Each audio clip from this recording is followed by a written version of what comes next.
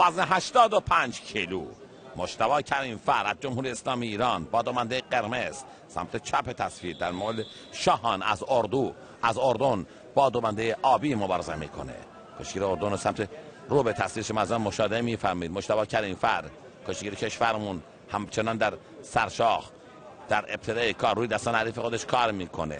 یه تا حدودی گروه مجتبی کریمفر نسبتاً قابل قبول هست و باید ببینیم که در مقابل این کشتیگیر چه خواهد کرد. روی دستان حریف اردنی خودش که از قدرت بدنی بالای برخورده هست، اما تکنیک کشتیگیر ما میچرمه، با یه دستو میره به پشت حریف خودش خاک میکنه و امتیاز اول از اون میگیره. کشتی 2-0 میشه. به دنبال یه فن بارانداز هست، سعی میکنه فن بارانداز رو اجرا بذاره، اصلا میزنه بارانداز و موفق میشه یک امتیاز بگیر. داور وسط یک امتیاز میده، قاضی 2 امتیاز. ببینیم بارانداز بعدی رو اجرا میکنه، بارانداز بعدی هم 2 امتیازی است.